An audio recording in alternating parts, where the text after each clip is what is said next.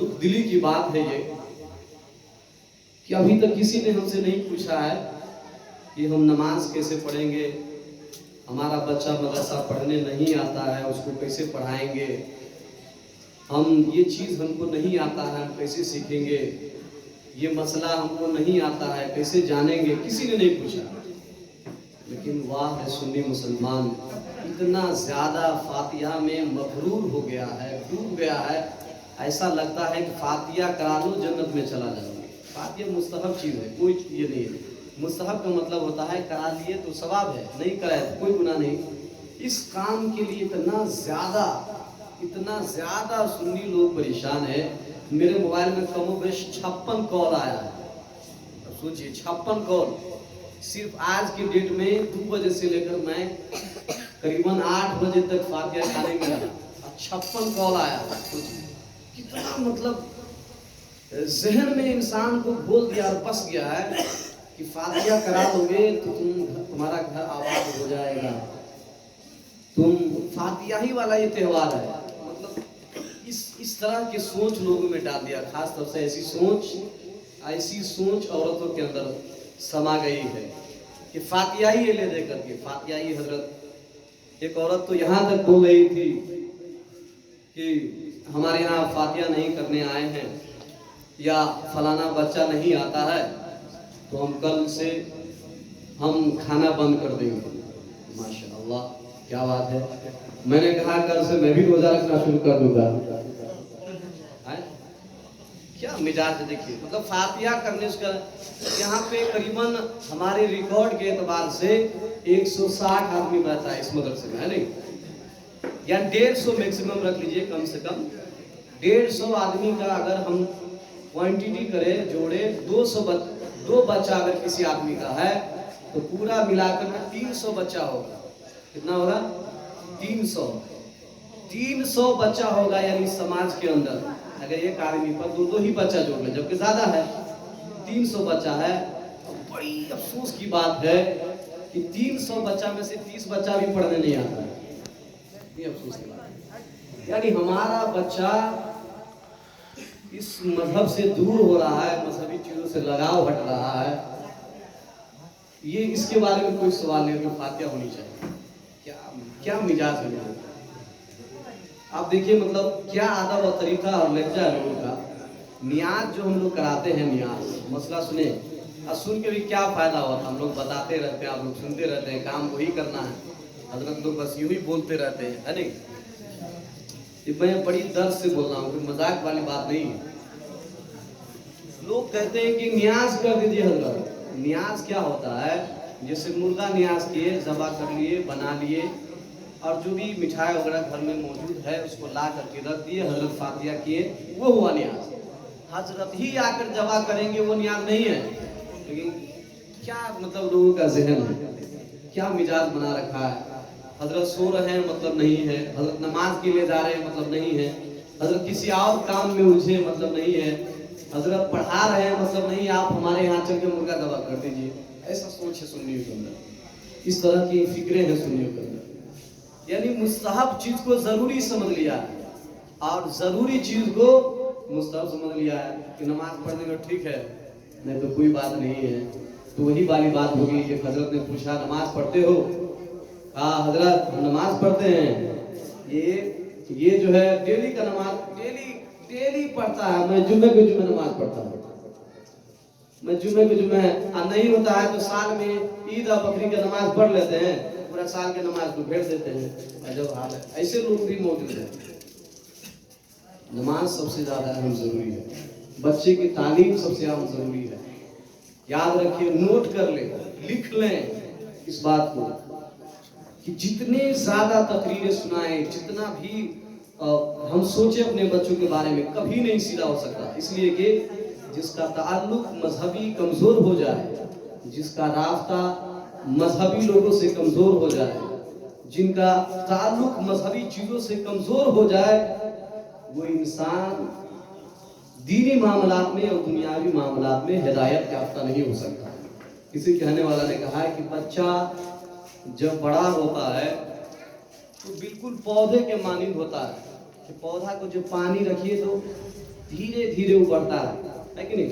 अब पानी रखना छोड़ दीजिए तो सूख जाता है नहीं। बट पौधा और बड़ा होता है और उसको काट छांट नहीं कीजिए तो बिल्कुल झाड़ीदार बन जाता है, देखता नहीं उसकी तरफ कोई नजर नहीं करता। जैसे देखिए घास कितनी खूबसूरत चीज है, अगर उसको लाइन से काटे, कहीं ऑफिस में हम लोग जाते हैं, किसी बड़े बड़े ऑफिस में देखे होंगे या विदेश में भी आप लोग देखे होंगे कि जब घास को मशीन से काटते कितना अच्छा लगता है कि नहीं। छाटते हैं उसको, काटते हैं, एक से एक मशीन है।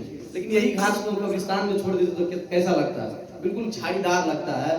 इसी तरीके से हम बच्चा को जब बचपन से ही इस तरह के माहौल और तरबियत दें। अच्छा, किसी लोग को पूछते हैं तो इस तरह के माहौल और तरबियत दे, यानी दीनी मामला से हम नहीं, बिल्कुल नहीं कहते, कभी नहीं सुधरेगा।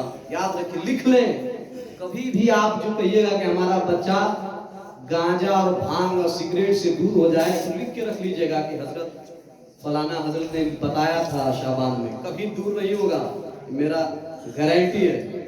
इसलिए जैसा माहौल होता है, जैसे लोग रहते हैं, उसका असर जरूर होता है। ऐसा हरगिज नहीं हो सकता है कि अच्छे लोग हो और अच्छाई का उस पर असर नहीं हो।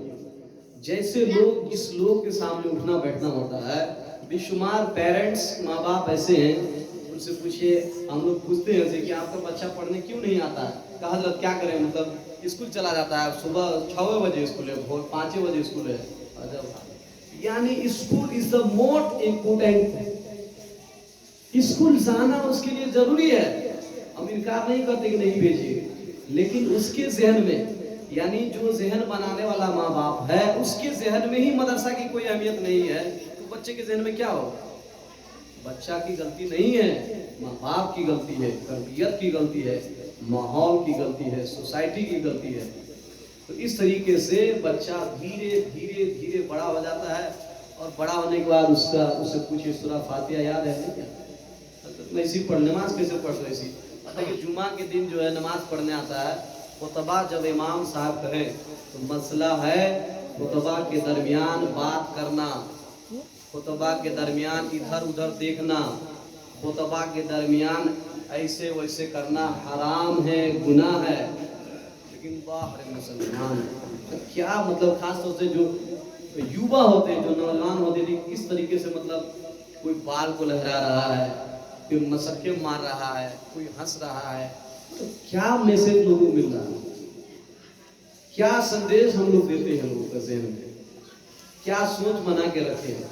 यानी हम लोग जो बोलते हैं, मैंने अभी बताया ना, हजरत शेर नेपाल सही फरमाया करते थे, बात वो अच्छी है, बात वो बड़ी है जिसको अल्लाह कहे, रसूलुल्लाह कहे, और अल्लाह के रसूल, अल्लाह ने मना फरमाया है खुतबे के दरमियान में बात करने से, उलमा ने मना फरमाया है खुतबे में बात ना कीजिए, खुतबे में इधर उधर न कीजिए, बिल्कुल साइलेंट से सुनना है, बिल्कुल आराम से सुनना है खुतबा को, खुतबा जुमा और खुतबा निकाह। लेकिन बस यूं मशक्कत चल रहा है, बातें चल रही है, कितनी तकलीफ की बात है।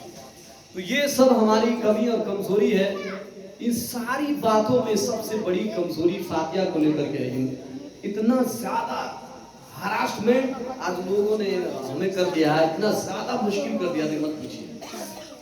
यानी लोगों का जहन, ये मुस्तहब चीज का कोई वक्त नहीं होता है, टाइम नहीं होता है। फातिहा कभी भी, यानी 365 दिन में कभी भी कर सकते हैं, दिन में, रात में, सुबह में, दोपहर में, कभी भी कर सकते हैं, कोई वक्त नहीं है।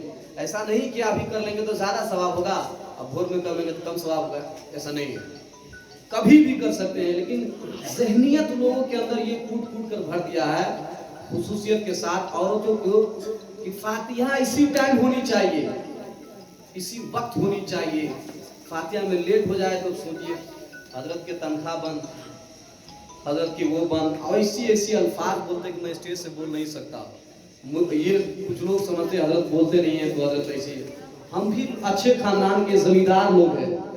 आपका लहजा जो होता है, यानी 1200 रुपया सैलरी दे दिए, बात 12 लाख की करते हैं। आपका लहजा जो होता है, मैं भी ये बोल सकता हूँ कि आपके जैसे जैसे लोग मैं नौकरी पर रख सकता हूँ, अल्हम्दुलिल्लाह। ऐसा भिखारी खानदान से नहीं हूँ, लेकिन हमारी शराफत बोलने नहीं देती। आप हमसे प्यार करने वाले लोग हमें बोलने नहीं देते, बस रहने दीजिए, बोल रहा है बोलने दीजिए। इस तरीके से हम लोग बोलते नहीं है, ऐसा लहजा, ऐसा अंदाज फातिहा के लोग अपनाते हैं, बड़ी तकलीफ होती है। लेकिन मैं माजरत चाहता हूँ, इस शबे बरत से कमेटी हजरात भी बैठे हैं, सारे लोग बैठे हैं, मैं सारे लोगों के घरों में जाता हूँ, सारे लोगों से मिलता हूँ, पूरे जितने लोग दूर दराज सुन रही है मेरे माँ बहन, मैं सबसे दिल की गहराइयों से जानबूझ करके अनजाने में किसी तरीके से मैंने किसी को तकलीफ पहुंचाया है, मैं स्टेज से माफी मांगना चाहता हूँ, सबसे माफी मांगता हूँ, मुझे माफ कर दीजिए। तो मैं भी एक इंसान हूँ, मुझसे खता नहीं हो, कोई लज्जिश नहीं हो, कोई दूरियां नहीं हो, ऐसा नहीं हो सकता। सरकार फरमाते हैं जिसके दिल में कीना हो, बुग़्ज़ हो, हसद हो, ऐसे इंसान की इस रात में तौबा कबूल नहीं होती। ऐसे इंसान को अल्लाह शाबान में नजरे रहमत नहीं करता, जिसके दिल में कीना हो, बुग़्ज़ हो, हसद हो।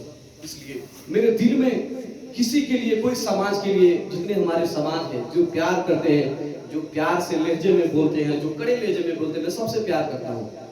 लेकिन मैं भी एक इंसान हूँ, अब बकायदा बशरियत मुझे भी तकलीफ होती है।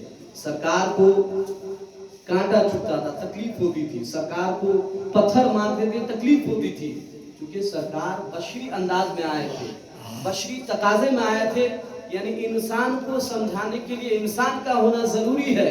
इसलिए इंसान, अल्लाह के रसूल सल्लल्लाहु अलैहि वसल्लम इंसानी शक्ल में आए थे, तो सरकार को भी तकलीफ होती थी, बतकाज़े बशरियत। नहीं तकलीफ होती ऐसी बात नहीं है। इसलिए मेरे प्यारे आका करीम सल्लल्लाहु अलैहि वसल्लम, मैं फिर से इस बात को रिपीट करना चाहूंगा कि जितने भी समाज के लोग हैं, मैं सबसे दिल की अता गहराइयों से माफी मांगना चाहता हूँ। और ऐसा नहीं कि मुझे किसी से ज्यादा लगाव है, किसी से ज्यादा मोहब्बत है, मैं फना साहब या फातिहा करने पहले पहुंचता हूँ, या बाद में पहुंचूंगा, या उनके पहले, मेरी ख्वाहिश ऐसी नहीं, हम लोग के दोनों हजरत की ख्वाहिश ऐसी नहीं है। हम चाहते हैं कि हम भी पहले फारिग हो जाएं, आपकी भी जो हमारा जो धार्मिक आस्था है, हमारा जो दिल में अरमान है, उसको पूरा करें। हम लोग भी कोशिश करते रहते हैं। अली जनाब मेहदी हसन ने भी बहुत अच्छा जवाब दिया था कि हजरत भी इंसान है, दो टांग से चलते हैं, कोई मशीन नहीं है, मतलब बटन दबाए और सारे लोग को फातिहा हो जाए, सारे लोग का जो क्रियाक्रम एक ही बार हो जाए। सही कहा था, हम लोग भी इंसान हैं, लेकिन सब्र का पैमाना झलक जाता है लोगों का, बेकाबू हो जाते हैं और सोचते हैं कि हजरत के पास आके यूं बोल दे, और फोन बोल के चले जाए, ये फलाना ठिकाना। अल्लाह खैर, अल्लाह खैर करे, जितने भी हमारे मुसलमान भाई हैं सबको अल्लाह खैर करे। मेरे प्यारे आका, तकलीफ तो नहीं हो रही ना आप लोगों को? मैं अपना एक दुखड़ा बयान कर रहा हूँ। ऐसे माहौल है हम लोगों का, ऐसे सोच है, फातिहा कराए, जरूर कराए, फातिहा से बरकत होती है। सरकार फरमाते हैं अपने घर को कब्रिस्तान न बनाओ। क्यों या रसूलुल्लाह, इसका मतलब क्या हुआ कि जिस तरीके से कब्रिस्तान में कोई कुरान नहीं पढ़ता, कोई नमाज नहीं पढ़ता, इस तरीके से अपने घरों को कब्रिस्तान न बनाओ। फातिहा खाने के जरिए एक हो जाता है, हम लोग को कुरान पढ़वा लेते हैं, फातिहा खाने के जरिए से तिलावत कुरान हो जाती है, और सारी हमारी जो मजहबी और दिली रस्में हैं वो पूरी हो जाती है। लेकिन बराए मेहरबानी ऐसी वालेहाना हरकत ना करे, ऐसी बेबानी वाली बात ना करे। हम लोग भी एक बार भी नहीं सोचते, लोग एक बार भी ये अंदाज नहीं करते। अच्छा, पिछले बार फातिहा के लिए, अगर फातिहा के ऐलान करे तो दिक्कत है, फातिहा के ऐलान नहीं करे तो भी दिक्कत है, ऐलान नहीं करते। ऐलान किए कि जितने भी लोग हैं, फलां फंक्शन है, फलां मौका है, आप लोग मस्जिद में, मदरसा में सीढ़ी भिजवा दें। तो एक आदमी बोल रहा है हजरत घर घर जाके अगर फातिहा कर देंगे तो क्या जहन्नम में चले जाएंगे? इसी बात मतलब लोगों के सोच क्या है, मतलब फातिहा के बारे में, फातिहा ही फातिहा। और किसी भी सुन्नी मुसलमान से अगर फातिहा की दलील कोई गैर सुन्नी मांग ले, ठीक है फातिहा करते हैं आप लोग, कहाँ से दलील है बताइए तो, कहाँ से सबूत है? कुरान में है, हदीस में है, सहाबा ने किया है, बुजुर्गान दीन ने किया है? नहीं, ऐसा नहीं है। हजरत लोग कहते हैं तो कर लेते, बरकत होती है, कोई जवाब नहीं, मतलब उसकी कोई सबूत नहीं है। यानी जो फातिहा कराते हैं वो जवाब नहीं दे पाएंगे, लेकिन फातिहा के लिए कितना वीरान रहते हैं, किस कदर मतलब परेशान रहते हैं लोग, माशाअल्लाह किस कदर परेशान रहते हैं। बड़ी अफसोस की बात है, बड़ी सोचने की बात है। उससे ज्यादा जरूरी है हम अपने बच्चे की तालीम को कोशिश करें। बच्चे कैसे हमारे मदरसा में आएंगे? हमारे अंदर कमी है, हमारे अंदर कोई खूबी है, हम आपके बच्चों को नहीं पढ़ाते हैं या पढ़ा नहीं पाते हैं या समझा नहीं पाते। आप हमें कहिए, हमें आके कंप्लेन कीजिए, अदब से कंप्लेन कीजिए, हमारा बच्चा पढ़ नहीं पा रहा है, हमारा बच्चा आगे नहीं बढ़ पा रहा है। कंप्लेन कीजिए, अदब से आइए कहिए। उसके बावजूद भी हम ऐसे ही सोए रहते हैं या मोबाइल चलाते रहते हैं या घूमते रहते हैं, तब कोई एक बात होती कि हजरत ध्यान नहीं देते, तवज्जो नहीं देते। लेकिन कुछ बच्चे पढ़ने भी आते हैं। एक आज कौन दिन है, जुमरात को आएंगे तो अगले जुमरात को पढ़ने आएंगे। ऐसी ज़हनियत, यानी हफ्ता हफ्ता महीनों महीनों गायब कर देता है, तो उसके बाद 6 महीना के बाद उसका बाप मिलेगा या उसकी माँ मिलेगी, हजरत हमारा बच्चा तो इतना 6 साल से अलीबे में पढ़ रहा है, यानी मेरा शौक है कि वो अलीबे में रहे, हमको जुमराती दे रहे। नहीं, मेरा शौक हम लोग का ऐसा नहीं, कुछ भी नहीं है। हमारा भी शौक है कि हमारा शागिर्द आगे जाएगा तो हमें खुशी होगी, शागिर्द पढ़ेगा, अच्छा बनेगा तो उस्ताद को भी खुशी होती है। लेकिन आप कितना उस पर टेंशन देते हैं, आप कितना तवज्जो उस पर देते हैं, इस बात को ज्यादा मायने रखता है। मेरे प्यारे आका करीम सल्लल्लाहु अलैहि वसल्लम, प्यारे जवानों, ये